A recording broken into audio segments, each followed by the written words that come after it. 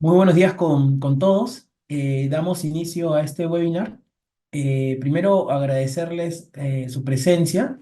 Con nosotros está Shirley Quino, asociada principal del área, y también está Ángela Escobar, eh, equipo que nos va a brindar la presente capacitación sobre la planificación vacacional y todas las recomendaciones para tratar de evitar multas y contingencias laborales.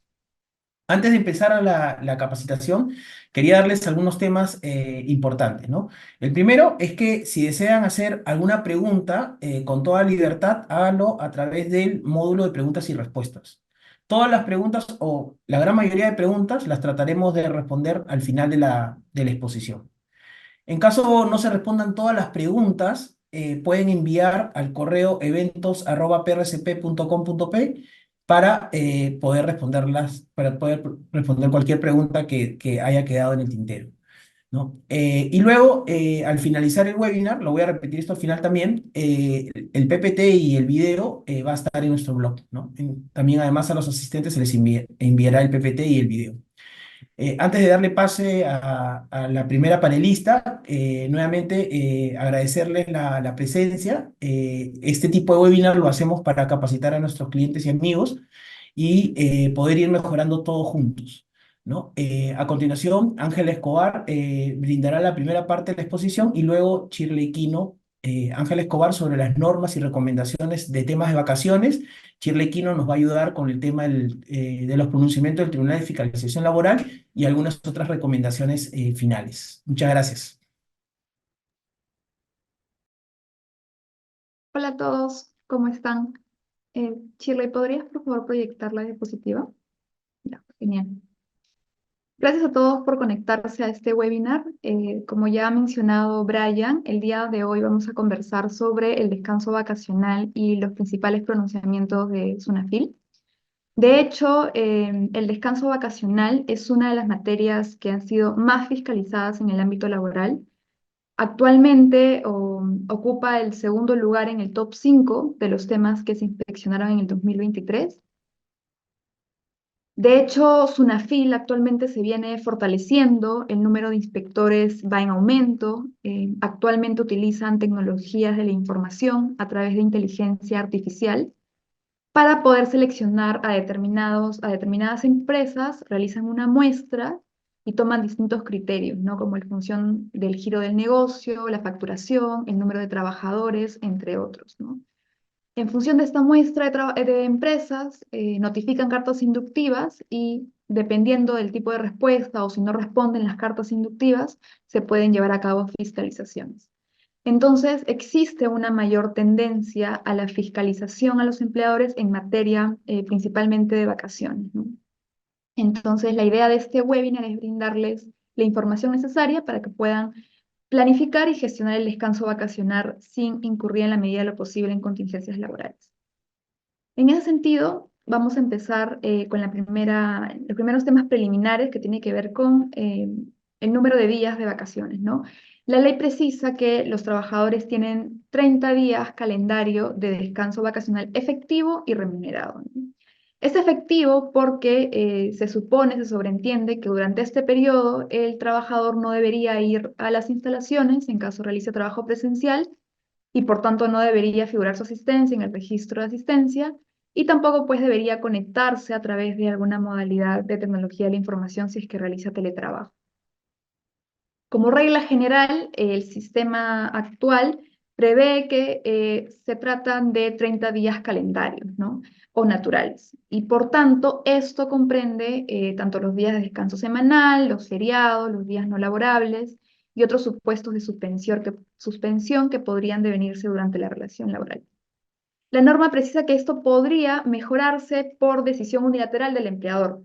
Entonces, es en virtud de esta excepción que nuestro sistema también permite que las vacaciones se planteen en un sistema de 22 días hábiles, ¿no? Esto va a depender mucho de las necesidades operativas de la empresa, ¿no? Hay empresas que determinan que el total de trabajadores van a estar en función de los 22 días hábiles, pero hay otras que determinan que solamente el personal administrativo se va a regir por este sistema. Esto va a depender mucho de las operaciones de cada empresa. En caso implementen un sistema de vacaciones en días hábiles, es altamente recomendable tener una política de descanso vacacional. No es una obligación legal, la norma no lo establece así, pero es altamente recomendable implementar esta política de vacaciones porque, por ejemplo, aquí se pactará, se establecerá eh, los días que se excluyen de este sistema de días hábiles, el ámbito de aplicación, a quienes aplican, a quienes no, si los gerentes están comprendidos o no dentro de esta política, como veremos más adelante. Asimismo, es importante que si se implementa este sistema, los días de vacaciones que se registren en las boletas y en la PLAME se registren como días hábiles, ¿no? Y se tendrá que establecer el equivalente proporcional de esos días hábiles a los días calendarios, ¿no? Entonces, de venir una inspección, el inspector de trabajo podrá tener a su disposición la boleta y la plame en donde se pueda verificar este goce efectivo en días hábiles y también una política que permita ir de la mano y explicar cuál es el sistema acogido por la empresa. Ahora bien, vayamos a los requisitos que la norma exige para las vacaciones, ¿no? Como muchos de nosotros podemos ya saber, son básicamente tres, ¿no? Que el trabajador tenga una jornada mayor o igual a 4 horas diarias, que goce un año de servicios o que preste servicios un año y que cuente con el respectivo récord vacacional, ¿no? Es importante que la norma establece ciertos criterios para el récord vacacional, ¿no? Por ejemplo, para los trabajadores con jornada de 6 días a la semana, la norma exige que el trabajador por lo mínimo debería laborar 260 días en dicho periodo. Si tuviera una jornada de 5 días a la semana, entonces debería laborar el trabajador por lo menos 210 días en dicho periodo. Si tuviera una jornada de 3 o 4 días a la semana, la norma ya no te dice el número de días laborados, sino que se enfoca en que el empleador verifique que el número de inasistencias en el periodo no excedan los 10 días. Siguiente diapositiva, por favor. Ahora, existen ciertos días que, a pesar de no ser trabajo efectivo, la norma lo considera como día laborado, ¿no? Entonces, esto es importante para el cómputo del récord vacacional. Quisiera mencionarles o hacer hincapié en determinados supuestos. Por ejemplo, la jornada cumplida en días de descanso, cualquiera sea el número de días laborados. Esto en sencillo lo que te dice es que, por ejemplo, si el trabajador tiene una jornada de 6 por 1 y tiene que elaborar de manera excepcional el día de descanso semanal obligatorio, ese día va a computarse como parte del récord vacacional independientemente del número de horas que ha trabajado el domingo. Otro supuesto que también incorpora en el cómputo del récord son las inasistencias por enfermedad, accidentes de trabajo o enfermedad profesional, siempre y cuando no superen los 60 días al año. Este es un tope legal que establece la norma, con lo cual hay que tener cuidado en verificar, sobre todo aquellos trabajadores que tienen descansos prolongados por enfermedad ocupacional, por descanso, ¿no? Este año hay que precisar que se computa en función del inicio del trabajador en la empresa, ¿no? Desde su fecha de aniversario, por decirlo de alguna manera. Luego también tenemos las faltas o inasistencias autorizadas por la ley y aquí hay que prestar una particular atención en cuanto a los empleadores que otorgan licencias particulares en beneficio de sus trabajadores, ¿no? Por ejemplo, hay empresas que entregan licencias a los trabajadores que se van de maestría por un determinado tiempo o que tienen que llevar una capacitación. Entonces, estos días sí se van a computar para el récord vacacional. Luego tenemos otros supuestos regulados en la norma, como por ejemplo el descanso pre y postnatal, el permiso sindical, el periodo vacacional correspondiente y los días de huelga, ¿no? Siguiente diapositiva, por favor. Ahora, un tema muy relevante en cuanto al tema de las vacaciones, por las implicancias económicas que pueden generar, es el plazo que tienen los trabajadores para gozar del descanso vacacional. Como regla general, los trabajadores deberían disfrutar del descanso vacacional dentro del año siguiente a aquel que se genere el derecho, ¿no? Caso contrario, se generaría lo que conocidamente se conoce como la triple vacacional, ¿no? Que en realidad son dos conceptos. Eh, en primer lugar, tienen el concepto de la remuneración por el trabajo realizado, que básicamente esto es un pago que ya está en la boleta de pago en el periodo en el que debió gozar sus vacaciones, pero que no lo gozó por determinados supuestos. En segundo lugar está la remuneración por el descanso vacacional adquirido y no gozado. Y en tercer lugar se encuentra la indemnización vacacional propiamente dicha, ¿no? Esta indemnización vacacional hay que señalar tres características principales, ¿no? En primer lugar, que no está sujeta a ninguna retención, aportación, que su pago es proporcional, es decir, si se generaron 15 días de vacaciones vencidas, el pago de la indemnización será proporcional a esos 15 días, y que no aplica a los gerentes y representantes, como veremos en un momento. Ahora, una de las preguntas frecuentes es cuándo me veo obligado, cuándo el empleador está obligado a pagar la triple vacacional. Y en este punto podríamos encontrar, y hemos resumido, hasta tres posiciones, ¿no? Por un lado, una posición un poco antigua del Ministerio de Trabajo es que señalaba que tenías que pagar la indemnización vacacional una vez finalizado el periodo legal para que el trabajador goce el descanso vacacional. Entonces, vencido este plazo, a partir del día 1, el empleador estaba obligado a pagar la indemnización vacacional. Otra posición lo ata un poco a la voluntad del trabajador, ¿no? Durante la relación laboral, el trabajador te lo podría reclamar en cualquier momento y tú estarás obligado eh, cuando el trabajador ejerza su derecho. Y finalmente está la posición que consiste en señalar, que es de hecho la más usada, pagar la indemnización vacacional al final de la relación laboral, ¿no? En el plazo de las 48 horas que se tiene para pagar la liquidación de beneficios sociales. Nosotros consideramos, ¿no? Que debido a que la remuneración de la computable para el cálculo de la indemnización es la vigente al momento del pago, es razonable que los empleadores puedan realizar dichos pagos al cese de la relación laboral. De hecho, incluso esto podría ser hasta beneficioso, ¿no? Para ciertos trabajadores, ya que las remuneraciones siempre existe una tendencia al alza, ¿no? Ahora, lo ideal siempre va a ser pagar la indemnización vacacional, de esa manera no te generan contingencias, pero también existen otros mecanismos, ¿no? Algunos empleadores, por ejemplo, implementan cartas de liberalidades de naturaleza compensable, ¿no? Que puedan no solo cubrir algún reclamo sobre la indemnización vacacional, sino también sobre algún otro adeudo que se haya podido generar durante la relación laboral. Ahora bien, un tema importante también está relacionado con el goce extemporáneo de las vacaciones, ¿no? Generalmente, cuando se identifican que existen días vencidos, en el ánimo de poder subsanar ellos, se otorgan vacaciones extemporáneas. Sin embargo, se pierde de vista que el goce extemporáneo de las vacaciones no exime al empleador del pago de la indemnización vacacional. Es decir, generado los días vencidos, automáticamente surge esta obligación en el empleador, ¿no? Entonces, aquí la recomendación es que cuando la indemnización vacacional se genere, los periodos de descanso gozados deberían ser atribuidos a los nuevos periodos, ¿no? De esa manera no arrastramos contingencias laborales por periodos pasados. Ahora veamos las distintas modalidades del goce de las vacaciones.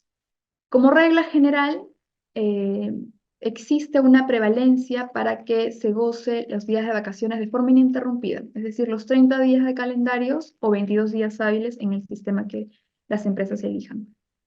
Lo ideal también sería que la oportunidad de este goce de los 30 días se pacte de mutuo acuerdo, pero también existe una válvula de escape de que si las partes no se ponen de acuerdo, el empleador va a decidir cuándo ejercer o cuándo disponer el goce de las vacaciones. Luego se encuentra la modalidad de fraccionamiento, que fue una modalidad incorporada en el 2018 con algunas modificaciones legislativas, en donde expresamente se reguló que a solicitud escrita del trabajador podía fraccionar las vacaciones. Se podrían diferenciar dos bloques, ¿no?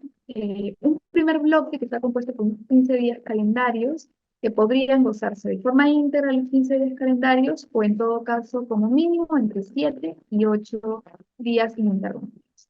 Si el sistema fuera un día hábiles, entonces el trabajador tendría que gozar hábiles de forma corrida o en todo caso entre 5 y 6 días hábiles ininterrumpidos.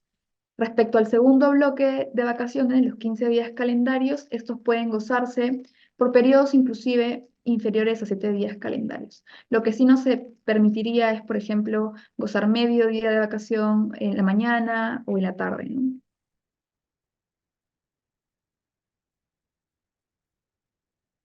Ahora bien, ¿existe una formalidad para el acuerdo de fraccionamiento? Y la respuesta es que sí.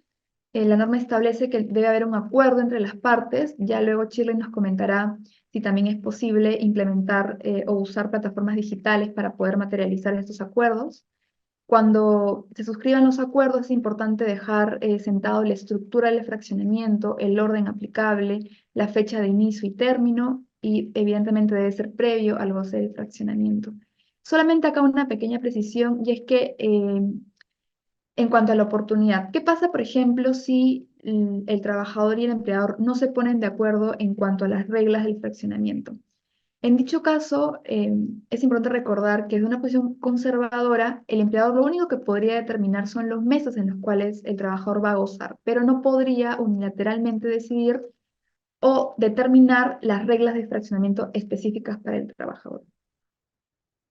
Ahora bien, pasamos a otras formas de goce. Tenemos también la acumulación, que básicamente consiste, la norma permite que las partes se pongan de acuerdo y que acumulen hasta 2 descansos consecutivos, siempre y cuando después de un año de servicio el trabajador goce como mínimo 7 días de descanso calendario.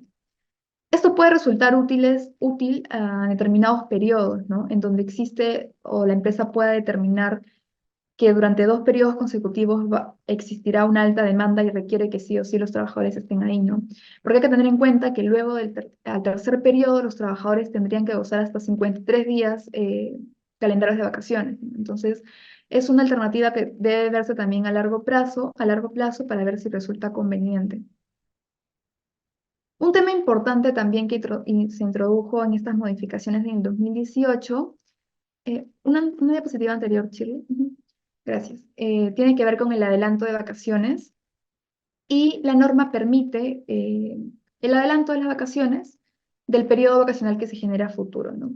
Sin embargo, es recomendable, en la medida de lo posible, que las vacaciones adelantadas no sean otorgadas en mayor cantidad que aquellas generadas por el récord trunco, ¿no?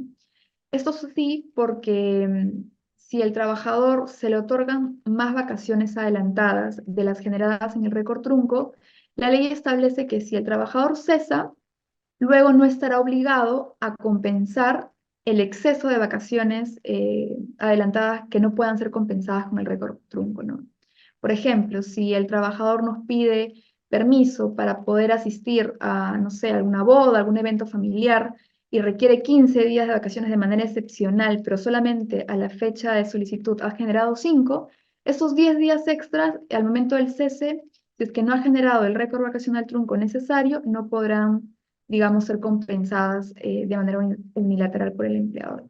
Ahora, desde cierta posición y para supuestos excepcionales, como los que les comento, por ejemplo, podría evaluarse suscribir un acuerdo con el trabajador en donde él reconozca esa excepcionalidad y pueda autorizar el descuento respectivo en la liquidación de beneficios sociales, ¿no? Y básicamente aquí el argumento sería que si bien la ley no obliga al trabajador, ello no prohíbe que de manera voluntaria el trabajador pueda, para casos muy excepcionales, ¿no? Autorizar estos descuentos. Ahora, en cuanto a la reducción vacacional, conocida como compra y venta de vacaciones, la norma también te posibilita a que puedan reducir de 30 a 15 días calendarios con la respectiva compensación. Este acuerdo también tiene que darse por escrito y es importante que estos acuerdos tengan que suscribirse antes del vencimiento, ¿no? Entonces, si es que ya estamos viendo que probablemente sobre determinados trabajadores se va a generar indemnización vacacional, se va a generar días vencidos, se puede utilizar esta herramienta de forma previa, ¿no? Siguiente diapositiva, por favor. Ahora veamos ciertas situaciones especiales que son importantes conocer. Por ejemplo, siempre está esta discusión sobre si los trabajadores a tiempo parcial tienen o no derecho a vacaciones, ¿no? Como había señalado inicialmente, si nos acercamos al decreto legislativo 713 de manera literal, podemos concluir que no tienen derecho a vacaciones los trabajadores a tiempo part-time porque ellos laboran menos de 4 horas en promedio. Sin embargo, el Ministerio de Trabajo y a través de ciertos pronunciamientos del Tribunal de Fiscalización que fueron emitidas este año, han adoptado la posición de que como mínimo el trabajador a tiempo parcial debería tener 6 días laborables en el año.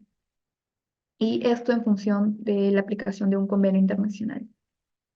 Luego tenemos el caso de los gerentes y representantes. Es importante señalar, recordar que la indemnización vacacional no alcanza a los gerentes y representantes que tengan esa facultad de poder determinar en qué momento gozan o no del descanso vacacional. Según un criterio antiguo, jurisprudencial, establecía que bastaba que el trabajador tenga la calificación de personal gerencial o algún representante para que ya automáticamente esté excluido del pago de la indemnización. Sin embargo, nuevos pronunciamientos establecieron un criterio adicional, ¿no? Y es que estos trabajadores deben tener esta facultad de decidir la oportunidad del descanso vacacional. Por ejemplo, vimos un caso en el que el gerente general de una compañía pedía permiso, ¿no? Al directorio. Entonces, cuando estos documentos fueron revisados, el juez determinó que en realidad la persona, el trabajador, no tenía la facultad real de poder decidir la oportunidad, ¿no? Sino que estaba sujeto a una constante aprobación por parte del directorio. Entonces, es importante precisar de que evidentemente hay un deber de comunicación, de coordinación, pero que se tiene que marcar distancia con los procedimientos de aprobación regular que por lo general el resto de personal aplica, ¿no? De ser posible también aplicar o implementar políticas específicamente para el personal gerencial y representantes para poder evidenciar que ellos efectivamente pueden definir la oportunidad del goce vacacional. Y finalmente, para ir cerrando con esta primera parte, hay que recordar ciertos supuestos especiales en cuanto a vacaciones, ¿no? Por ejemplo, en caso de descanso vacacional, no puede otorgarse vacaciones durante dicho periodo. En cambio, si la incapacidad deviene durante las vacaciones, el descanso médico no va a interrumpir las vacaciones. El trabajador seguirá gozando las vacaciones hasta la fecha coordinada. Y en el caso de las licencias por maternidad y paternidad, en ambos casos la norma permite que se pueda acumular la licencia con el descanso vacacional respectivo, ¿no? Esta acumulación podría ser total o parcial y la norma establece un deber de comunicación de los trabajadores hacia el empleador, ¿no? Que es de 15 días calendarios. Finalmente, para poder cerrar, es importante mencionar cuáles son las contingencias que podrían presentarse. Siguiente diapositiva, por favor. Como ya hemos ido adelantando, se pueden presentar reclamos judiciales, incluso administrativos, en donde te reclamen el pago de lo que se conoce como la triple vacacional. También se pueden aplicar multas administrativas en caso de una inspección. Esta multa que pueden ver en la diapositiva considera el número total de trabajadores, o mejor dicho, de 1.000 a más trabajadores, pero en el caso específico se va a considerar el número de trabajadores afectados, ¿no? Y cabe precisar también que desde una posición a veces un poco rigurosa de la SUNAFIL, se puede llegar a considerar que si no se cumplen las reglas de fraccionamiento, se desconozca incluso esos días otorgados. Es decir, esos días ya no se considerarían como días de vacaciones, sino como licencias eh, con goce de haber o permisos, ¿no? Esa es una posición un poco rigurosa. Nosotros consideramos que en realidad el hecho de que no se cumplan con estos acuerdos a lo mucho debería considerarse como una infracción leve, pero no debería afectar el contenido sustancial, que es que el trabajador efectivamente gozó las vacaciones, ¿no? Dicho esto, ahora le doy el pase a Shirley para que pueda continuar con la exposición.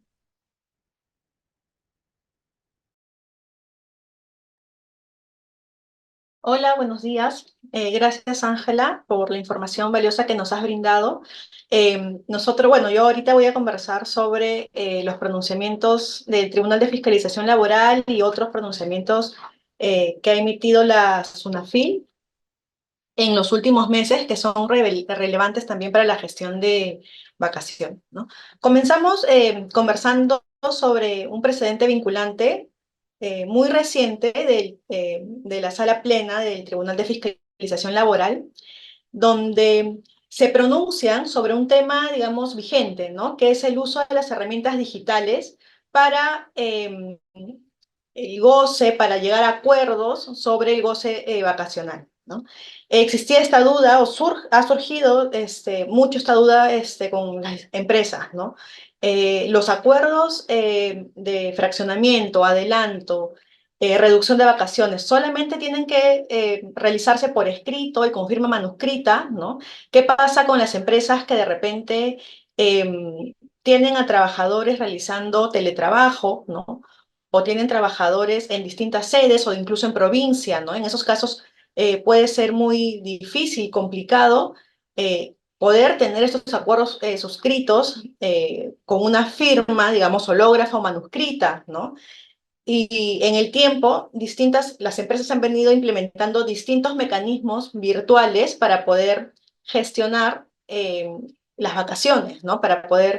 Eh, para que los trabajadores puedan presentar sus solicitudes y demás. Entonces, es por esto que este pronunciamiento se hace tan importante, ¿no?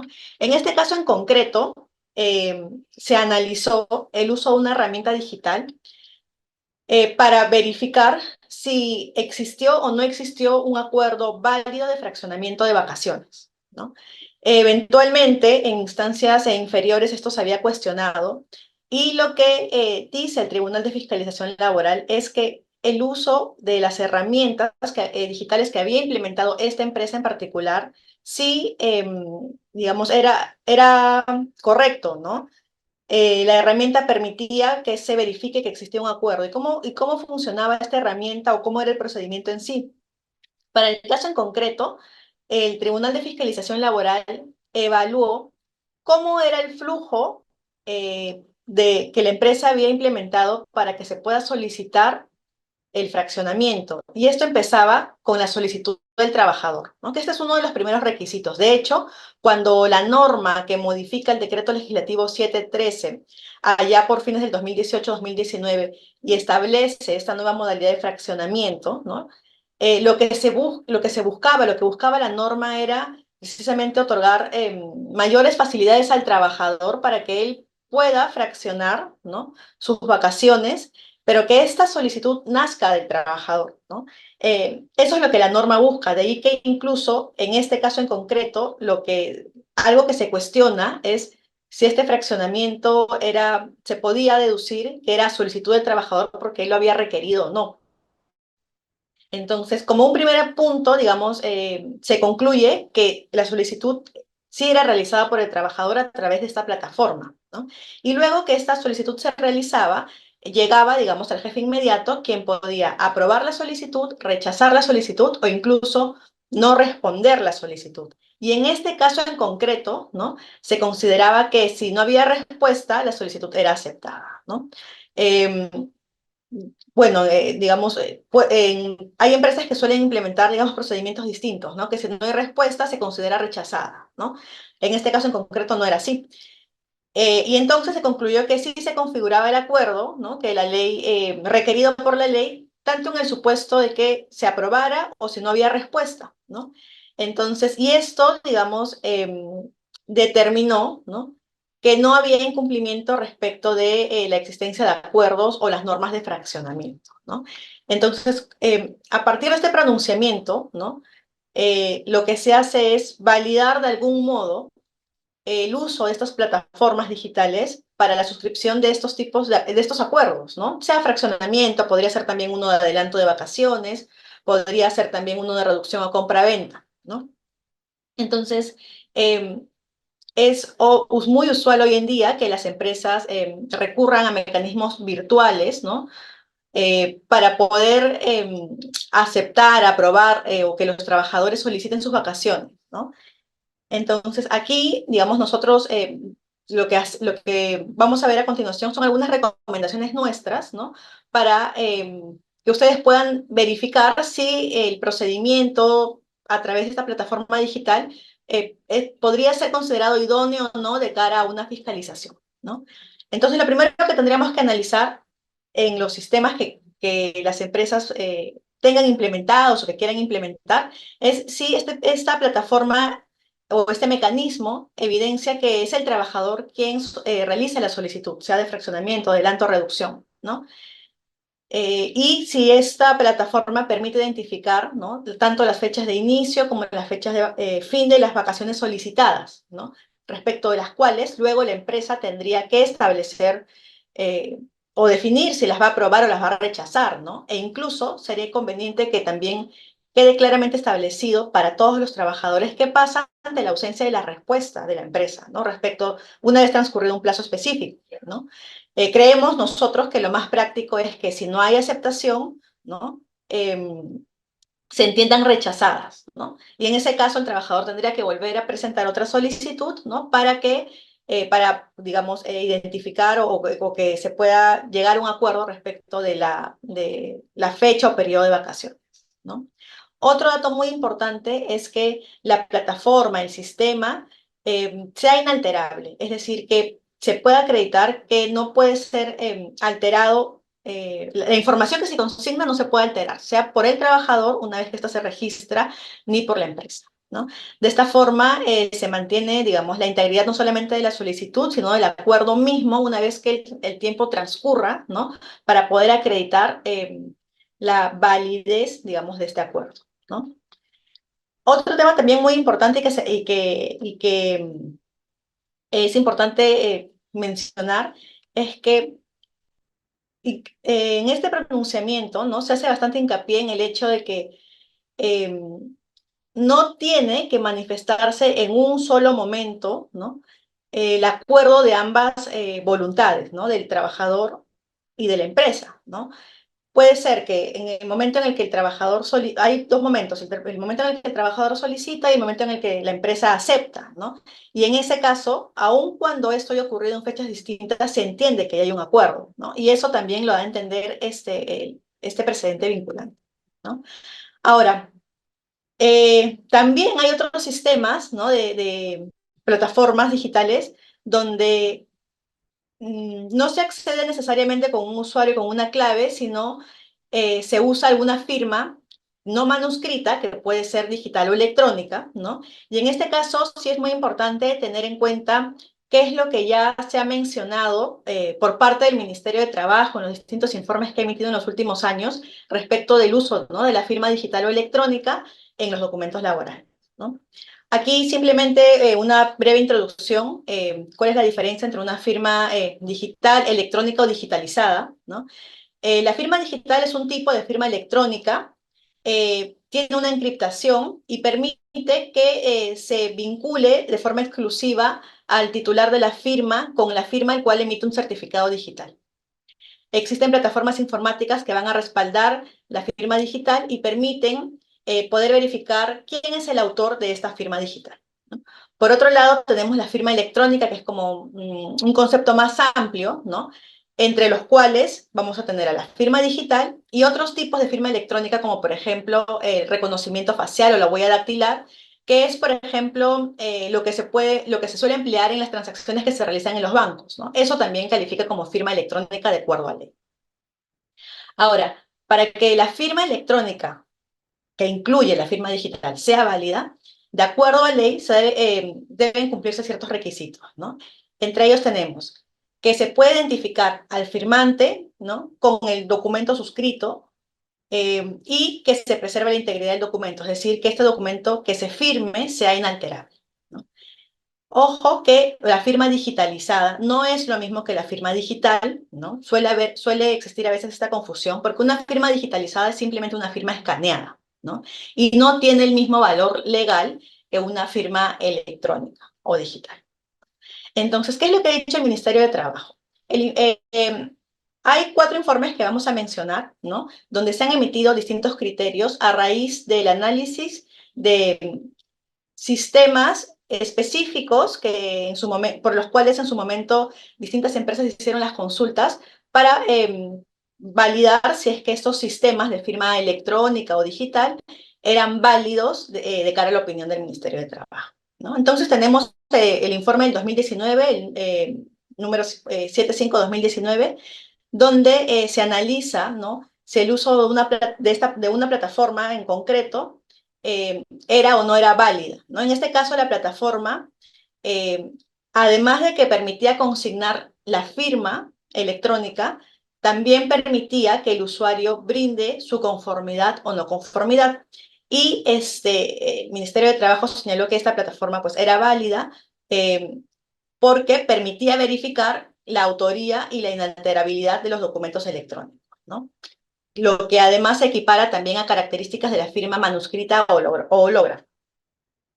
Luego tenemos el informe 104-2019, donde se analiza un software digital que contaba con acreditación en Indecopi, ¿no? Sin embargo, en opinión del Ministerio de Trabajo, este software que era empleado por la empresa para la suscripción de sus documentos laborales, pese a haber estado acreditado en Indecopi, no permitía vincular e identificar al firmante con el documento y tampoco permitía detectar cualquier modificación. O sea, no se podía acreditar que el documento era inalterable, ¿no? Por lo que el Ministerio de Trabajo concluía que esta plataforma no garantizaba la integridad o la autenticidad de la firma y el documento. Entonces se consideró que en este caso en específico, ¿no?, esta tecnología no era suficiente para la suscripción de contratos de trabajo o acuerdos que requieran manifestación de voluntad del trabajador.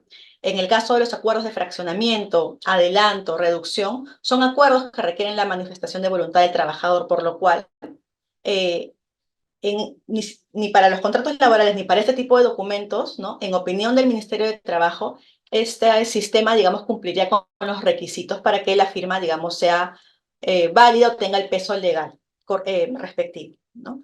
Luego tenemos los informes del Ministerio de Trabajo, donde también se pronuncian y analizan el uso de firmas digitales y electrónicas, el informe 4-2020 y el 135-2021, donde se señala que si el empleador va a utilizar mecanismos para firmas digitales o electrónicas, es importante, ¿no?, que ponga a disposición de los trabajadores o de quienes vayan a utilizar estos mecanismos de firma los equipos tecnológicos que le permitan acceder a, digamos, a esta plataforma, ¿no? Sean computadoras, laptops, tablets, smartphones, ¿no? Y que pueda brindar también las capacitaciones sobre el funcionamiento de la plataforma. Es, digamos, una opinión del Ministerio de Trabajo a modo de recomendación, ¿no?, pero que igual es importante considerarla. Además, también se señala que en los contratos de trabajo, en las adendas o cualquier acuerdo que implique la manifestación de voluntad, cuando se sustituye la firma hológrafa o manuscrita por una electrónica, esta debe ser una decisión libre del trabajador, ¿no? Entonces, ¿cómo se puede manifestar esta decisión libre? De repente, si es que la empresa utiliza regularmente plataformas para firma digital o electrónica, ¿no?, en cualquier, digamos, en su día a día, ¿no?, de repente incluir una cláusula en el contrato, ¿no?, o de repente en el momento en el que el trabajador ingresa a prestar labores, ¿no?, que suscriba algún documento, ¿no?, que se le capacite sobre el uso de esta plataforma y además firma este documento donde señala que va a usar esta plataforma libremente y que va a reemplazar la firma manuscrita, ¿no?, por la firma electrónica, con lo cual está de acuerdo, ¿no? Entonces, esto es importante, digamos, de cara a cualquier tipo de sistema electrónico, digital, ¿no?, aplicativo que puedan haber implementado o implementar, ¿no?, para que puedan revisarlo y ver que en todo caso estos mecanismos que vienen empleando pues no puedan ser cuestionados en un futuro, ¿no?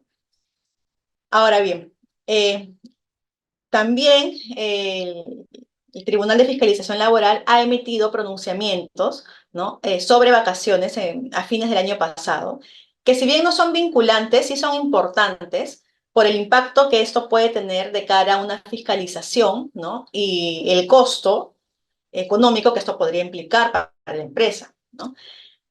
En el 2019, antes de la conformación del Tribunal de Fiscalización Laboral, se creó el Comité de Criterios en Materia Legal aplicables al sistema de inspección de trabajo, que cada cierto tiempo emitía, digamos, criterios vinculantes que unificaban, digamos, o definían posturas respecto a temas donde la norma no era clara, ¿no? Y que regían el actuar de los inspectores. Así tenemos, por ejemplo, que la resolución de Superintendencia 167-2019 señaló que en su momento que no gozar oportunamente de vacaciones era una infracción que se subsanaba con el pago de la triple vacacional.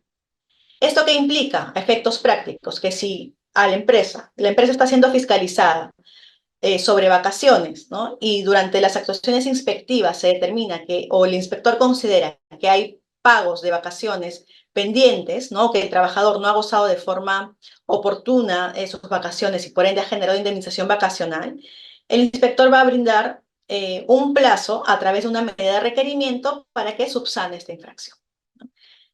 Entonces, subsanada la infracción, el empleador queda exonerado del pago de la multa. Sin embargo, a fines del año pasado se emitieron dos resoluciones, la 791 y la 830, donde el Tribunal de Fiscalización Laboral tiene una postura distinta a este criterio que he señalado, ¿no? Y señala que la subsanación de infracciones por no gozar vacaciones de forma oportuna o por no pagar la indemnización vacacional no es posible, que considera, ¿no?, que nuestro sistema jurídico no permite esta subsanación y por ende considera que no debe otorgarse un plazo después de que concluyan o dentro del marco de las actuaciones inspectivas para subsanar, ¿no? ¿Y en qué se traduce esto en la práctica? En que si las infracciones sobre vacaciones son insubsanables, entonces, una vez concluidas las etapas la etapa de investigación o las actuaciones inspectivas, el inspector ya no emitiría una medida de requerimiento si es que, digamos, se adhiere a esta postura, ¿no? Ya no emitiría una medida de requerimiento y no otorgaría un plazo adicional a la empresa para que subsane de las vacaciones. ¿Y esto en qué se traduce? En que simplemente al término del plazo, ¿no?, el inspector podrá o emitir el informe final de cierre de inspecciones o emitir un acta de donde verifica que existen hechos insubsanables, ¿no?, para luego iniciar el procedimiento sancionado, ¿no? Y con ello, entonces, ya el empleador, digamos, no tendría esta oportunidad de corregir, ¿no?, el incumplimiento que podría ser que, digamos, no haya advertido antes, ¿no? Entonces, esto es sumamente importante porque esta nueva postura, digamos, limita, ¿no?, un poco el actuar o la posibilidad de corregir, ¿no?, a la empresa cualquier omisión que pueda haberse presentado, o muchas veces incluso no son omisiones, sino que el trabajador o los trabajadores sí gozaron de vacaciones, pero la empresa no llevó adecuadamente un control. Entonces no tiene cómo acreditar de manera fehaciente el goce de estas vacaciones, ¿no? Entonces, aquí en este, digamos, ejemplo que estoy colocando, la empresa podría estar expuesta a un doble pago, ¿no?, incluso más la multa, ¿no?, que es considerada una infracción muy grave, como ya lo ha señalado Ángela. Entonces, bien, ya para concluir, les vamos a dar las últimas recomendaciones o reflexiones, ¿no? Es muy importante que las empresas puedan planificar sus vacaciones, ¿no? Es importante que haya alguna persona designada, un área designado para hacer el seguimiento, que lleve el control de vacaciones, si es que no tienen un sistema, digamos, que haga esta gestión o que les brinde alertas, ¿no? Sí es importante que se cuente con un registro. Hay que tener en cuenta que el plazo de prescripción con el que cuentan los trabajadores para poder reclamar vacaciones o cualquier otro beneficio es de 4 años contados desde que culmina el contrato. Esto implica que en trabajadores que tengan periodos, un récord laboral, digamos, extenso, ¿no? Si es que reclamaran vacaciones, la empresa tendría que acreditar el goce de sus vacaciones desde el inicio del contrato de trabajo, ¿no? Eso es muy importante tenerlo en cuenta porque suele pasar a veces que en trabajadores con un récord laboral, digamos, de más de 10 años, ¿no?, 15 años o más, por las distintas gestiones que pueden haber habido al interior de la empresa, ¿no? No necesariamente se cuenta con toda la información, a pesar de que de repente el trabajador sí gozó de vacaciones de forma oportuna, ¿no? Entonces es muy importante no solo planificar las vacaciones, sino poder llevar un control adecuado, pensando en que este control, este registro, ¿no? Tendría que servirme a mi empresa para poder acreditar en un futuro, ¿no? Si es que se presentara algún reclamo, algún cuestionamiento, alguna fiscalización, ¿no? Que los trabajadores sí han gozado de forma oportuna de sus vacaciones. Ahora, ¿cómo también podemos planificar vacaciones, ¿no? Hay empresas, dependiendo de la actividad, ¿no? Que ya tienen mapeado cuáles son los meses de mayor producción o de mayor actividad, o meses en los que las actividades bajan, ¿no? Hay empresas, por ejemplo, que en julio y diciembre tienen menor actividad, ¿no? Hay empresas que por campañas específicas tienen mucha mayor actividad de repente en esos meses, ¿no? Entonces es importante que si nosotros ya sabemos que hay periodos de menor actividad, programar las vacaciones, ¿no? De los trabajadores en esos días, ¿no?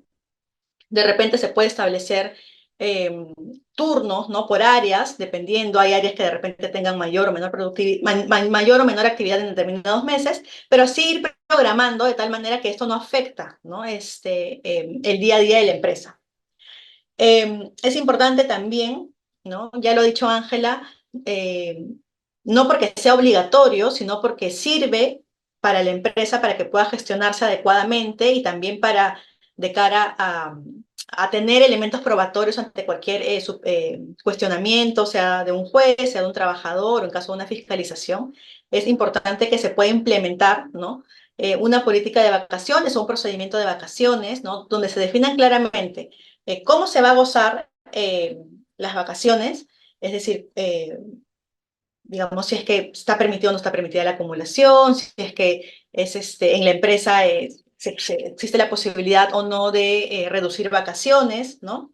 También cuál va a ser el procedimiento, ¿no? Mediante qué mecanismo el trabajador va a solicitar, sea el fraccionamiento, adelanto, ¿no? O cualquier otra alternativa, digamos, que la empresa use, ¿no? Para el goce de las vacaciones. Y además, muy importante, ¿cuáles son los plazos, ¿no?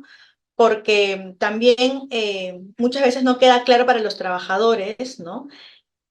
Que las vacaciones es importante que se pidan con cierto tiempo para que se programen las labores y sobre todo para que se puedan registrar adecuadamente en la planilla, en la PLAME y en la boleta de pago, ¿no?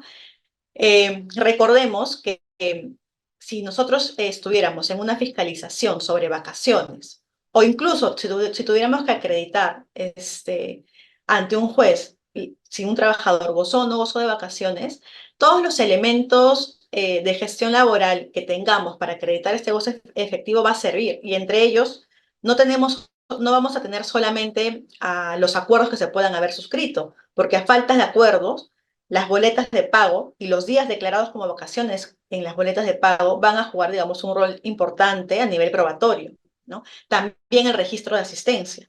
Entonces, es muy importante que las vacaciones, que se establezca un plazo límite en el mes para pedir vacaciones respecto de ese mes, de tal manera que no ocurra que, digamos, hubo el cierre de planilla del mes y el trabajador después de eso pide vacaciones para ese mes. Aquí lo que podría pasar es que luego estas vacaciones terminen no siendo registradas como tal en la boleta de pago o en la PLAME, o que se registren para el mes siguiente, ¿no? Y aquí ya cuando entramos, digamos, a una discordancia entre lo que señala la boleta de pago, la PLAME, la solicitud de vacaciones, el registro de asistencia, digamos, puede ser un poco más complicado para la empresa acreditar adecuadamente si el trabajador gozó o no gozó de vacaciones, ¿no? Es importante que todos estos documentos que he mencionado coincidan en la información respecto del goce de descanso vacacional, ¿no? A la vez también, precisamente para buscar esta coincidencia, ¿no? Hay que instruir tanto a mandos medios como a los jefes, ¿no? Que una vez que tienen a sus trabajadores gozando de vacaciones, estas vacaciones tienen que gozarse efectivamente, valga la redundancia, es decir, evitar en la medida de lo posible, ¿no? Requerirles trabajo, enviarles correo, ¿no? Porque todos estos digamos, todos estos correos o requerimientos que se puedan hacer podrían luego ser considerados como elementos para que se pueda señalar que estas vacaciones finalmente fueron interrumpidas y no califican como tal, ¿no? Sino que finalmente el trabajador sí tuvo que elaborar. Y, digamos, una vez instruidos los jefes, los supervisores, ¿no? De estos, si ven que ellos están requiriendo trabajo o de repente, aun cuando al trabajador no se le requiere labores, que él esté conectado, que esté realizando labores o que vaya a la oficina a pesar de que está de vacaciones, ¿no? Hay que aplicar sanciones porque aquí lo que se está generando es una contingencia grande para la empresa, ¿no? De repente no se ve, pero eso ocurre, ¿no? La contingencia puede ser muy grande para la empresa. Otra recomendación es, como ya también lo había señalado Ángela, verificar bien, una vez que ya tenemos vacaciones vencidas, ¿no? Hay que tener cuidado si es que lo que se va a hacer es hacer que el trabajador goce de esas vacaciones vencidas, porque luego lo que se puede generar es una bola de nieve que va a ir en aumento en el año, porque como ya hubieron vacaciones vencidas el año pasado, digamos, o hace 2 años, este año gozo de las vacaciones vencidas de hace 2 años y el próximo de los años siguientes, pero lo que voy a tener es que todos los años voy a estar generando indemnización vacacional. Entonces, es muy importante poder hacer la correcta imputación de vacaciones a los periodos no vencidos, ¿no? Y que en estos acuerdos de fraccionamiento, reducción, acumulación o adelanto, se establezca claramente a qué periodo corresponde cada periodo vacacional que se goza, ¿no? Y que esta imputación nuevamente sea correcta. En caso usen, ¿no? Plataformas digitales, verificar que éstas sean, digamos, idóneas, ¿no? Para que se pueda validar que es el trabajador quien realiza la solicitud, que la empresa acepta, ¿no? O qué va a pasar si es que la empresa no acepta o no responde la solicitud en un plazo específico, ¿no? Verificar que la solicitud pueda ser inalterable y lo mismo también la respuesta de la empresa, ¿no? Si tienen alguna plataforma específica, capacitar a los trabajadores sobre el uso del aplicativo. En caso tengan una política donde se regule el procedimiento, las fechas, también señalar cómo funciona este aplicativo, ¿no? Ya reiteramos que no es obligatorio tener una política, pero es sumamente útil, ¿no? Tener en cuenta también que cuando un trabajador va a gozar, por ejemplo, vacaciones adelantadas, ¿no? Y no las va a gozar, digamos, por 30 días, porque solamente va a gozar el récord trunco generado, entonces lo que tenemos que hacer aquí es suscribir, o tiene que existir un acuerdo, ¿no? De adelanto y fraccionamiento de vacaciones, ¿no? Entonces, en esos casos vas a tener un solo acuerdo, pero donde se establezcan ambos pactos, ¿no? Hay que tener cuidado con eso también. Recordamos que todas las vacaciones, como ya les dije, tienen que estar registradas y coincidir, ¿no? Plame, boleta, registro de asistencia. Y en los casos de que ustedes identifiquen que hayan trabajadores con indemnización vacacional, es importante siempre analizar, ¿no? Cuál es la mejor alternativa para, digamos, subsanar, ¿no? Alguna posible omisión. Hay que siempre tener identificado si es un solo caso, si pueden existir más casos, ¿no? Una vez que las empresas ya identifican que pueden haber varios casos con indemnización vacacional, es sumamente importante que puedan analizar, realizar de repente alguna auditoría, ¿no? En materia de vacaciones.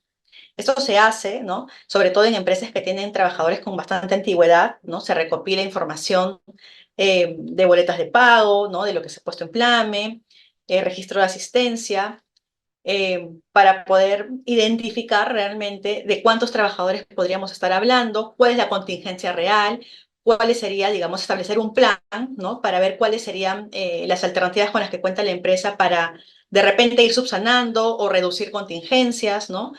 Ver si es viable o no, dependiendo de qué periodo estamos hablando, ¿no? De suscribir de repente acuerdos de reducción de vacaciones. Ver, ¿no? Si es viable o no, ¿no? Realizar el pago de estas indemnizaciones al cese de los trabajadores a través de, digamos, del otorgamiento de una suma compensable. Recordemos que el artículo 57 de la ley de STS establece la posibilidad de otorgar liberalidades en calidad de sumas compensables siempre que estos pagos se realicen de forma incondicional, es decir, que no se otorguen a cambio de algo, ¿no?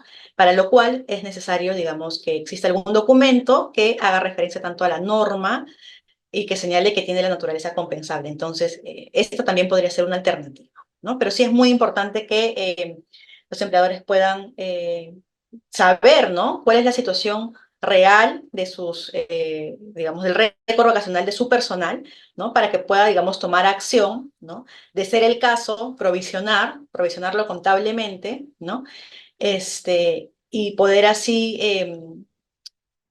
ver las alternativas para reducir cualquier eventual o futura contingencia, ¿no? Recordemos que por lo general cuando se tiene un trabajador que se sabe que ha tenido vacaciones vencidas, ¿no? Y que de repente por algún motivo esta ha sido una práctica de la empresa, ¿no? Luego es muy posible que tengas no solamente a uno o dos trabajadores, sino que por lo menos un 20 o 30% de trabajadores pueda luego realizar el mismo reclamo, ¿no? Lo cual puede ser sumamente costoso para la empresa, realizar pagos en una sola oportunidad o tener inspecciones, ¿no? Varias sobre la misma materia, ¿no? Donde tenga que terminar realizando pagos para evitar multas. Entonces sí es muy importante eh, realizar un seguimiento, un control, una revisión, ¿no? Para poder identificar cuál es la situación sobre vacaciones en la empresa. Y bueno, con eso cerramos. Vamos a pasar a la ronda de preguntas. Sí, antes de las preguntas, primero creo que ha estado clarísima la exposición de Ángela Escobar y de Shirley Quino. Unas palabras finales complementando un poco las recomendaciones de Shirley. Primero que yo creo que lo más importante no es ponernos nerviosos, ¿no? Porque hay un montón de temas que avanzar, yo creo que paso a paso, ¿no? Primero hay que identificar cuáles son los principales problemas. ¿No? Yo creo que en el ámbito de identificar los problemas está, por ejemplo, oye, estoy teniendo indemnizaciones vacacionales, ¿no? Y si es así, hay que primero sacar a los trabajadores de vacaciones. Y para eso creo que Chile ha aclarado bien el punto de que busquemos meses de menor productividad y planifiquemos, ¿no? Luego hay que ver también que existen varias interpretaciones respecto a la indemnización vacacional. Hay que ver, primero, evitar la indemnización vacacional. Creo que es lo más importante, ¿no? Evitarla si es posible. Y si no es posible, porque lamentablemente hay demasiado trabajo a veces, hay que ver algunos mecanismos para reducirla, que puede ser compra de vacaciones, puede ser acumulación de vacaciones, ¿no? Y una serie de otras posibilidades, ¿no? Entonces, yo creo que las empresas deben planificarse poco a poco para ir mejorando algunos temas que tienen. Estaba revisando las consultas y le voy a dar pase a Ángela y a Shirley. Están muy interesantes. Esperamos que poder responder todas sus preguntas. Pero nuevamente les recuerdo que si alguna pregunta no la contestamos o por ahí que se les ocurre luego del webinar, nos pueden mandar un correo a eventos@prcp.com.pe y les vamos a absolver la consulta. Ángela, imagino vas a apuntar algunas de las preguntas iniciales, así que vamos contigo para que nos respondas las preguntas respecto a tu parte y luego culminamos con Shirley Quino. Antes de terminar las preguntas, decirles también que tanto el PPT como el video del presente webinar va a estar colgado luego del webinar en nuestro blog y le circularemos el PPT y el video, ¿no? Para que puedan revisarlo con calma y puedan ver las alternativas que les brindamos en la planificación de vacaciones. Ángela, cuéntanos. Perfecto. A ver, tengo aquí una pregunta que me dice, ¿el personal calificado como confianza y no fiscalizable igual está excluido de la indemnización legal? Bueno, aquí cabe la posibilidad que esté excluido siempre y cuando cumpla con dos requisitos, ¿no? Que sea gerente o representante de la empresa y que tenga la facultad de disponer cuándo gozar sus vacaciones, ¿no? Pues, el trabajador que me comentas podría ser de confianza, podría ocupar un cargo gerencial, pero si en la práctica no tiene la facultad de disponer cuándo gozar sus vacaciones, entonces posteriormente en sede judicial, incluso administrativa, podría reclamar la indemnización vacacional. Angélica nos comenta, en el caso de la indemnización vacacional, ¿está sujeto a un pago doble? Si solo quedó por tomar 10 días, por ejemplo, el pago de la indemnización es solo por estos 10 días o solo afecta el periodo. Bueno, ahí como comentábamos, va a ser el pago de la indemnización es proporcional, solamente por los días vencidos generados. Si se tomó vacaciones en el siguiente periodo de forma oportuna, ¿se aplica el nuevo periodo o siempre debe cerrarse el periodo anterior no tomado porque eso generaría mayor indemnización? Bueno, aquí la respuesta es que lo recomendable es que siempre, si ya sabemos que se generó indemnización o días vencidos, el goce extemporáneo no te va a eliminar la contingencia. Entonces, las nuevas vacaciones que se otorguen deberían atribuirse a los periodos vigentes para que de esa manera no arrastren contingencias legales por periodos anteriores. Jenny nos consulta. Buenos días. En el caso del esquema de 22 días hábiles, ¿cómo se consideran los días feriados? Bueno, en el caso de los días, de los sistemas de 22 días hábiles, se pueden excluir los días feriados, ¿no? Para ello es súper importante establecerlo en una política, ¿no? En donde se pueda regular los días que se van a excluir, los días que comprenden. En cambio, cuando los sistemas de vacaciones son en días calendarios, sí se computan para las vacaciones los días feriados. Álvaro nos hace una consulta interesante. En caso no se cuenta con una política para vacaciones en días hábiles, ¿se podría configurar un trato desigual a algunos, si a algunos trabajadores se les brinda vacaciones en sistemas de días hábiles y a otros en días naturales? Bueno, aquí en realidad el trato desigual a diferentes categorías de trabajadores no necesariamente te va a conllevar a algún acto de discriminación o alguna contingencia laboral, ¿no? El empleador sí podría realizar tratos diferenciados siempre y cuando tengas alguna razón operativa, objetiva, que pueda ser demostrable. Si no cuentas con esa política en una fiscalización, vas a tener que acreditar con otros medios alternativos, ¿no? Por ello es que nosotros sugerimos que si se van a implementar tratos diferenciados, ello pueda dejarse constancia en las políticas, de tal forma que en caso de una fiscalización el inspector pueda entender esa explicación, que a veces pueden ser complejas, no operativas, y pueda de alguna manera satisfacer este requisito de que tengas un objetivo, ¿no? O tengas una razón objetiva que justifique tu trato diferenciado. Nos consultan, ¿por mutuo acuerdo podría el empleador tomar medio día de vacaciones? Bueno, siendo rigurosos con lo que establece la norma, en principio tienes dos bloques, ¿no? de vacaciones. Un primer bloque que debería gozarse ya sea los 15 días calendarios o 7 y 8 días como mínimo. Respecto al segundo bloque de vacaciones, que son los otros 15 días, puedes gozar como mínimo un día de vacaciones, ¿no? De forma excepcional, podrías, ¿no? establecer, por algún supuesto excepcional que le haya ocurrido al trabajador, medios días, pero igual aquí existe un ligero riesgo, ¿no? En caso luego tengas alguna fiscalización laboral. Luego nos consultan, escuché que se hablaba que máximo son 4 años para reclamar si el trabajador gozó las vacaciones a destiempo, pero sí fue gozado, los gozó en el 2017, pero su fecha máxima fue en el 2016, en 2024 podría haber una contingencia. Luego del cese del trabajador, él tiene un plazo de 4 años para reclamarte el pago de las vacaciones en el Poder Judicial. Vencido esos 4 años desde el cese, ya no tendría su derecho habría prescrito, ya no podría reclamarte dicho adeudo, ¿no? Ahora, en cuanto a SUNAFIL, la facultad para que la autoridad sancionadora determine existencia de infracciones prescribe a los 4 años, ¿no? Entonces, por las fechas que me comentas, podría la facultad sancionada ya haber prescrito, ¿no? Bueno, esas son, digamos, una de las principales consultas. No sé si Chira ahí.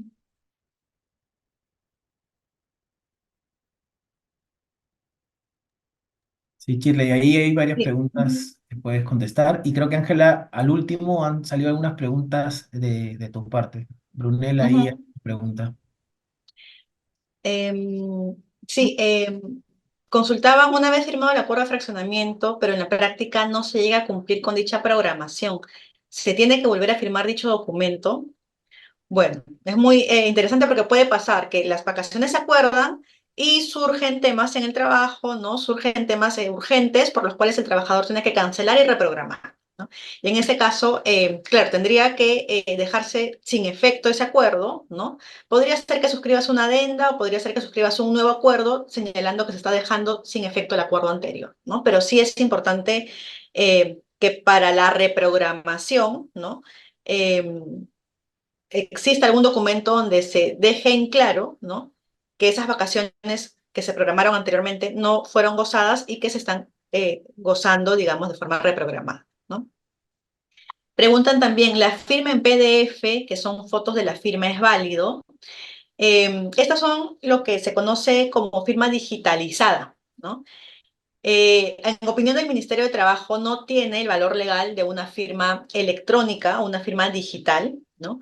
¿Y por qué? Lo que pasa es que estas firmas no permiten la inalterabilidad, ¿no? Es como que tenemos una foto escaneada o una foto y la colocamos en un documento que en estricto cualquier persona podría recortarla de algún documento y colocarla, ¿no? Entonces, de ahí que no tiene el peso legal. Sin embargo, eh, en el día a día sabemos que es, digamos, no está prohibido, o sea, no deja de ser de todas maneras una forma para manifestar la voluntad de alguien de repente cuando estamos hablando de otro tipo de documentos, ¿no? De cara, por ejemplo, a instituciones públicas, ¿no? Las instituciones públicas sí lo consideran válido, ¿no? Claro, además porque, por ejemplo, a veces utilizas tus correos electrónicos, ¿no? Tanto Exacto, privado como el de la empresa. Entonces, se exacto, entiende de que obviamente tú utilizas ese correo y nadie, tú no puedes darle la clave a otra persona, ¿no? Entonces, por ahí que en la informalidad, digamos, se utiliza y, digamos, siendo flexible, por ahí que en algunos casos se suele utilizar, ¿no? Para la rapidez y demás, ¿no? Por ejemplo, el correo claro. electrónico y adjuntas el documento con una firma escaneada, ¿no? Ahí yo creo que se puede entender, se puede utilizar, ¿no? Yo Sí, lo que porque creo es que, mira, claro, hay como ligar, ¿no? Hay como ligar a quien emite el exacto, documento con ese correo que tiene nombre, apellido, ¿no? Ujú. exacto. No, además porque a no tener nada, obviamente es mejor tener algo, por lo menos escaneado, ¿no? Y con el correo, ¿no? Entonces, Ujú. digo, para no ser tan conservadores y tratar de ver alternativas de la nada, ¿no? Igual con la pregunta esta que le hacían a Ángela, que me parece interesante, ¿no? Oye, tú tienes esta forma de días interrumpidos y interrumpidos, ¿no? El pitufeo de un día y 7 días, 8 días o 15, no sé, ¿no? Obviamente, de acuerdo a la norma, te establece cómo se debería gozar. ¿Por qué? Porque lo que quiere la norma es que se goce prioritariamente, ininterrumpidamente, ¿no? O sea, además, la norma, por naturaleza, dice o entiende de que los trabajadores deberían irse 30 días para que se desconecten, descansen, ¿no? Y se cumple lo de la norma, ¿no? Ahora, en la SUNAFIL son un poquito más rigurosos o conservadores respecto a los días, ¿no? Respecto a los días ininterrumpidos. En cambio, en el Poder Judicial, cuando ustedes vean demandas, acá en el país tenemos 500 demandas activas y algunas de ellas, un porcentaje de ellas vienen a ser en relación a vacaciones. Por ejemplo, el Poder Judicial, cuando hace su peritaje o su revisión, simplemente evalúa los días tomados, ¿no? Y establece una asignación en cuanto a días. No es tan rigurosa de, oye, sí, tomate 7, no tomaste 7, entonces como tomaste 5, entonces ya no es una licencia con goce, ¿no? Entonces hay que ver ahí frente a quién estamos. ¿No? Estamos a la SUNAFIL, por ahí que nos podría cuestionar, pero el efecto de la SUNAFIL es multa, ¿no? O sea, es la multa. En cambio, el efecto del Poder Judicial es el reintegro del beneficio y ahí en el Poder Judicial son más flexibles. Ahí es donde se ven simplemente si han tomado los días de vacaciones de cada uno de los periodos, ¿no? Perdón, Chile, sí, continúa. Y justo estoy viendo alguna otra pregunta. ¿Qué sucede? Preguntan, ¿qué sucede si un trabajador se niega a firmar digitalmente un contrato y o adenda y no coloqué una cláusula en la que mencionaba que la firma sería digital? Bueno, no es obligatorio para empezar, ¿no? Colocar una cláusula en el contrato donde se menciona que la firma sería digital. Eso es, digamos, como una recomendación, ¿no? Ahora, ¿qué sucede si el trabajador se niega a firmar un contrato o una adenda? Bueno, habría que ver de qué tipo de contratos estamos hablando, ¿no? Porque si estamos hablando de un contrato laboral, de repente a plazo fijo, ¿no? Entonces, si el trabajador no se niega a firmar, entonces pues la consecuencia va a ser que al día siguiente, no sé, o cuando tenga que renovarse, digamos, no se le va a permitir el ingreso, ¿no? Si estamos hablando de repente de porque si no se incurriría en un supuesto de desnaturalización, ¿no? Si estamos hablando de repente de algún otro documento, ¿no? Eh, Habría que analizar en específico si realmente se requiere necesariamente la firma del trabajador, porque a veces, digamos, se suscriben convenios más que nada para darle forma a algo que va a ocurrir, pero que no necesariamente siempre requiere de la firma, ¿no? Digamos, tenemos lo que es el ius variandi o la facultad del empleador de disponer, ¿no? En uso de su facultad de dirección. Entonces, habría que determinar bien de qué tipo de acto estamos hablando, ¿no? O sea, ¿para qué se requiere la firma? ¿Qué es lo que la empresa va a hacer? ¿No? Para poder analizar si realmente esta firma es necesaria o no. No sé si, Reyes, si tú quisieras complementar. No, quería comentar que he visto hay una pregunta ahí que decía, ¿cuál es el correo de las preguntas? eventos@prcp.com.pe. Si alguna de las preguntas no las logramos contestar o se les ocurre alguna, por favor escríbanos a este correo, eventos@prcp.com.pe, y ahí nos tomaremos el tiempo para responder cualquier duda o comentario. Ángela, ¿podrías ir avanzando con algunas que tengas a la mano y mientras que Shirley completa las otras preguntas? Ya, perfecto. Un segundito. Bueno, mientras van leyendo las preguntas, ahí me han escrito a la interna algunas personas sugiriendo temas. Eh, Pueden escribir a este correo también que les he dado, eventos@prcp.com.pe, si es que desean tocar algún tema, ¿no? Por ahí que nos han dicho, por favor, temas de seguridad social en el trabajo. Hay varios temas ahí interesantes que podemos tocar. Nuestra meta este año con Cristina ha sido 4 como mínimo. Llevamos 2, con fe llegamos, pero dependiendo de las necesidades y los temas que vayan surgiendo, ¿no? Así que, por favor, si alguno tiene algún tema o hay algunos temas que quisiera repasar para que ustedes se sientan más capacitados en temas laborales, nosotros encantados, nos escriben ese correo que les hemos mencionado. Hay una pregunta también importante, interesante. Dice si trabajamos con un sistema de programación de vacaciones donde el mismo colaborador lo solicita, de todas maneras se requiere firmar un documento. No, de acuerdo con el criterio del Tribunal de Fiscalización Laboral, no sería necesario en la medida que se pueda verificar, ¿no? Que el mismo trabajador realice la solicitud y que, digamos, haya un mecanismo donde la empresa puede responder, ¿no? Aceptando, rechazando, o donde esté, o siempre que esté claramente establecido qué pasa si es que no responde, ¿no? Entonces, en la medida que ustedes ya tengan este sistema, de repente sería importante solamente para que quede claro de cara a personal, ¿no? Cómo funciona este sistema, cuáles son los plazos, ¿no? Eh, Cómo se accede, de repente para simplemente formalizar ya lo que se está empleando y de estar mejor cubierto, ¿no? Aquí tengo una pregunta. Brunella señala, en periodos menores a 7 días de descanso, los días inmediatamente anterior o posterior al descanso semanal obligatorio entran al cómputo del descanso vacacional. Sí, aplica la misma regla que mencionaba para el tema de los feriados. En un sistema de días calendarios, sí se entiende que dichos días entran al cómputo del descanso vacacional.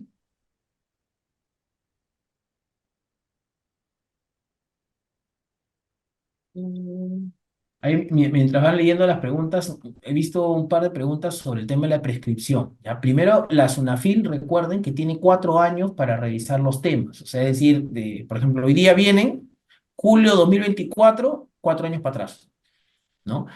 Respecto a la prescripción laboral, ¿no? Es la prescripción que el trabajador tiene para demandar en el Poder Judicial es de 4 años, pero se computa desde el cese, ¿no? Entonces, por ejemplo, si hoy día cesa, tiene 4 años hasta julio 24, 25, 26, 27, hasta julio 28 para demandarnos el reintegro de indemnización vacacional bueno, algún adeudo que tenga, ¿no? 4 años.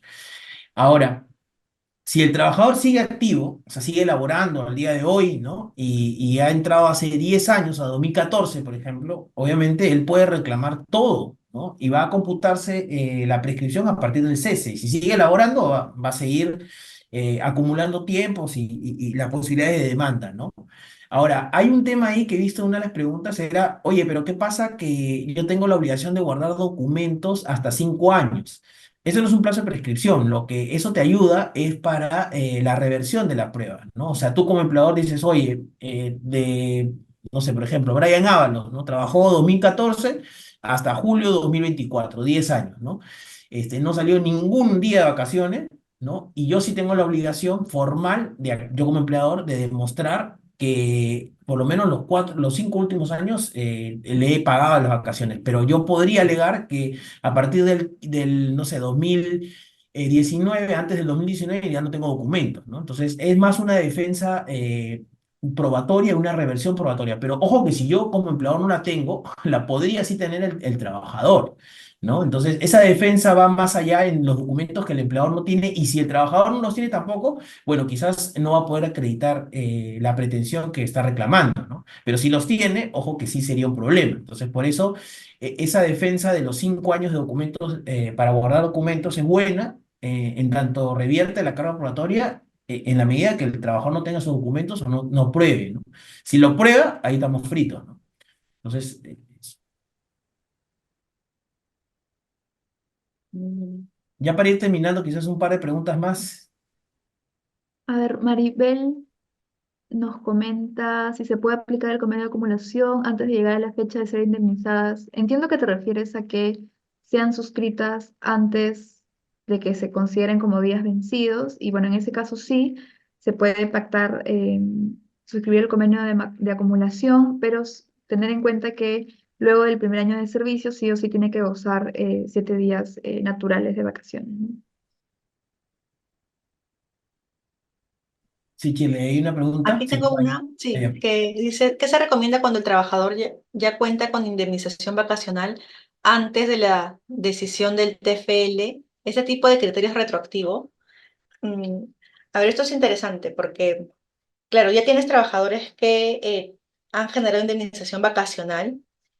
Hay que tener en cuenta que, digamos, la decisión, ¿no? O el pronunciamiento o el criterio del Tribunal de Fiscalización Laboral sirve, digamos, o rige principalmente para que los inspectores o las instancias inferiores puedan, digamos, tener un criterio respecto de cómo proceder cuando tengan materias similares, ¿no? Pero esto no significa que vaya a representar para la empresa, digamos, el hecho de que estas indemnizaciones vacacionales ya no digamos, se puedan eliminar o no, finalmente no deja de ser un criterio, ¿no? Lo que vamos a tener es que, en todo caso, si tenemos la indemnización vacacional, eh, analizar, ¿no? Si es un único caso, si hay varios casos, eh, para poder analizar cuál es qué alternativas tenemos y cuál es la más conveniente para la empresa, ¿no? Y si tuviéramos una inspección en curso, ¿no? Analizar en qué etapa de la inspección estamos, ¿no? Verificar si efectivamente esta indemnización vacacional se adeuda o no, si es en la misma cantidad que lo ha señalado la SUNAFIL o en una cantidad menor, ¿no? Eh, y bueno, y si es que se tiene que pagar, lo recomendable es realizar el pago para evitar más multas, ¿no? Porque recordemos que una vez que la SUNAFIL identifica que hay una infracción en materia, en este caso de vacaciones, ¿no? No solamente vas a tener la multa por una infracción muy grave por no cumplir con las normas de vacaciones, sino que en caso se emitiera la medida de requerimiento, ¿no? Que esto, digamos, ya va a depender un poco del criterio del inspector. eh, Últimamente nosotros hemos visto casos de eh, inspectores donde sí han seguido emitiendo medidas de requerimiento a pesar de los últimos criterios del Tribunal de Fiscalización Laboral, que además no son vinculantes respecto a la insubsanabilidad, ¿no? Entonces, en esos casos, si no cumples con la medida de requerimiento, lo que vas a tener es que vas a tener otra multa adicional, muy grave. Entonces, habría que hacer todo ese análisis para finalmente definir qué es lo que tiene que hacer la empresa, ¿no?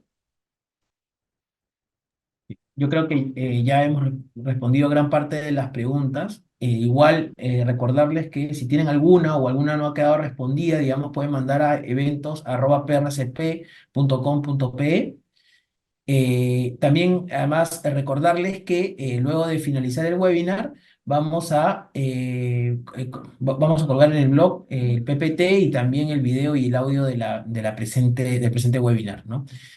Para finalizar, agradecerles su tiempo, la conexión y nada, vamos a seguir trabajando por darles este tipo de capacitaciones en los temas que ustedes sugieran y en los temas que estén en la palestra. Muchas gracias por su tiempo y nos vemos pronto. Cuídense mucho. Gracias. Gracias. Chau, chau.